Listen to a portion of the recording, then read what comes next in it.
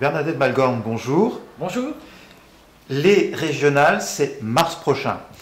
Beaucoup de Bretons, de plus en plus de Bretons, pensent que vous êtes la bonne personne pour conduire une liste de la majorité présidentielle, de la droite et du centre. Quelle est votre position par rapport à cette attente ? Écoutez, j'ai bien ressenti effectivement cette attente. Je viens de faire un tour de Bretagne dans les 4 départements, rencontrer les différentes catégories socio-professionnelles, rencontrer beaucoup d'élus. Et j'ai bien senti effectivement qu'il y avait une attente à laquelle je réponds effectivement. Et je suis plus que jamais candidate à conduire une liste de rassemblement de la majorité présidentielle. Donc si vous conduisez cette liste, c'est évidemment pour gagner. Oui, et je dois dire que ce serait pour moi une immense fierté que d'être élu par les Bretonnes et les Bretons. Vous êtes la personne pour le faire, mieux que d'autres, pour quelle raison ? Écoutez, je ne vais pas revenir sur mon expérience, mais elle est quand même là. Et puis aujourd'hui, surtout, c'est ma projection dans l'avenir. Je crois que la Bretagne mérite un engagement fort de tous ceux qui veulent lui donner son vrai visage. La Bretagne, bien sûr, nous l'aimons tous, mais nous l'aimons surtout quand elle est fière, courageuse, travailleuse, quand elle porte ses valeurs, des valeurs qui ne sont pas du tout démodées, des valeurs qui sont porteuses d'avenir. Alors, vous êtes en pré-campagne, on peut dire ça comme ça. Qu'avez-vous ressenti sur le terrain, très concrètement? Que vous disent les gens? Les gens pensent qu'on peut faire autrement en Bretagne pour répondre aux problèmes qu'ils ressentent personnellement. Par exemple, on m'a beaucoup parlé, et j'en suis fortement convaincu, de l'avenir des jeunes.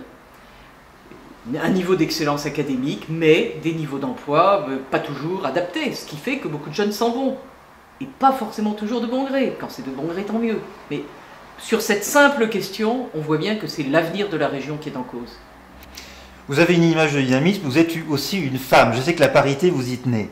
Est-ce que vous avez, par rapport à ça, un ressenti particulier de la part des gens que vous rencontrez ? Je crois que pour la Bretagne, c'est particulièrement important. Nous ne sommes pas au cœur de l'Europe, on est au début de la Terre, peut-on dire, mais quand même éloigné des grands centres économiques d'une Europe qui s'élargit beaucoup vers l'Est. Et ça veut dire que nous devons compter essentiellement sur notre matière grise. Et on ne va pas se contenter de la moitié de la matière grise. Donc on a encore plus intérêt que dans d'autres régions à permettre aux femmes d'accéder à des emplois, à des responsabilités, à la hauteur de leur formation et à la hauteur de leurs aspirations. Et ça, beaucoup de femmes que j'ai rencontrées m'ont encouragé parce qu'elles savent que je comprends ça, mais je dois dire aussi, beaucoup d'hommes en sont convaincus. Alors vous êtes d'ici, vous êtes de Ouessant, vous êtes de Morlaix, vous êtes d'ici. Pour vous, les valeurs profondes de la Bretagne, c'est quoi ? Je crois qu'en plus de tout ce qu'on vient de dire, un attachement sans doute plus grand qu'ailleurs à la liberté et à la justice, qui pour moi sont très forts. Il y a aussi, que je crois, la fidélité, l'authenticité, que l'on ne se montre pas différent de ce que l'on est. On est comme tout le monde, on a des qualités et des défauts. Tâchons de corriger nos défauts, mais valorisons nos qualités. Cette fidélité à ce que nous sommes, dans l'ensemble français, je crois que c'est quelque chose de fort pour la Bretagne.